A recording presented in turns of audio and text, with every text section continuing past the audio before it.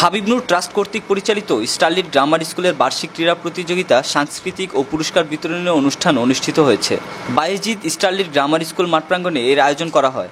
মোহাম্মদ নুরনবী খন্দকারের সভাপতিত্বে মোহাম্মদ নজরুল ইসলাম ও সোনিয়া আক্তারের সঞ্চালনায় এতে প্রধান অতিথি ছিলেন মোহাম্মদ নগর সরকারি প্রাথমিক বিদ্যালয়ের প্রধান শিক্ষক মোসাম্মদ সেলিনা আক্তার মিলি। বিশেষ অতিথি ছিলেন নতুন কুড়িবিদ্যা নিকেতনের প্রধান শিক্ষক মোহাম্মদ মোশাররফ হোসেন মান্না, আগ্রাবাদ সরকারি কলোনি উচ্চ বিদ্যালয়ের সহকারী শিক্ষক সৈয়দ সেরাজুল মনির মুরাদ, হযরত শাহজাহাঙ্গীর আদর্শ স্কুল অ্যান্ড কলেজের অধ্যক্ষ মোহাম্মদ আলী, মডার্ন কিন্ডারগার্টেনের প্রধান শিক্ষক মোহাম্মদ ফেরদৌস। অনুষ্ঠানে অতিথিরা প্রতিষ্ঠানটির শিক্ষার মান উন্নয়ন নিয়ে বিভিন্ন আলোচনা করেন।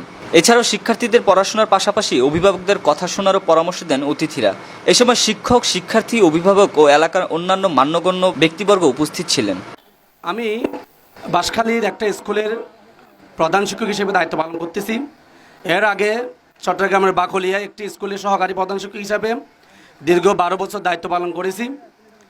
কিন্তু এই দুটি স্কুলে কাজ করতে গিয়ে আমার যা অভিজ্ঞতা হলো তার চেয়ে বেশি অভিজ্ঞতা হলো এই স্কুলে এসে। আমি বিগত কিছুদিন আগে স্কুলে আসছিলাম, এসে দেখলাম একজন মানুষ কতটুকু পরিশ্রম করলে, কতটুকু চেষ্টা করলে একটি স্কুলকে এরকম একটি জায়গায় দাঁড় করাতে পারে, এটা আকাশ স্যারকে দেখলেই আমাদের মনে পড়ে। কারণ ওনার চেষ্টা, শ্রম, মেধা কোনোটার কমতি আছে বলে আমি মনে করি না। কারণ একক চেষ্টায় এরকম একটি প্রাইমারি থেকে হাই লেভেল পর্যন্ত একটি স্কুল পরিচালনা করা, এটা কিন্তু অনেক দক্ষ ব্যক্তিদের পক্ষে সম্ভব না, যেটা আকাশ স্যার সম্ভব করে আমাদেরকে দেখিয়েছে। তাই আজকের অনুষ্ঠানে শুধু এতটুকুই বলবো, আপনি যেভাবে শ্রম দিয়ে, মেধা দিয়ে, নিজের দক্ষতা, যোগ্যতার পরিচয় দিয়ে এই স্কুলটা আজ পর্যন্ত পরিচালনা করে আসছেন, আগামীতে এভাবে ধরে রেখে সেবা দিয়ে মানুষের মনে স্থান নিয়ে এখান থেকে আপনি অর্থাৎ এই পৃথিবী থেকে বিদায় নেবেন, এই আশা ব্যক্ত করে আমার এই সংক্ষিপ্ত বক্তব্য এখানে শেষ করলাম। আড্ডা দিয়ে সময়টা নষ্ট করে ফেলো, তাহলে তোমার ভবিষ্যৎটা নষ্ট হয়ে যাবে। তুমি সেটা হয়তো এখন বুঝতে পারছো না, তুমি হয়তো এখন মনে করছো যে আমি যেটা করছি সেটাই মনে হয় ভালো না।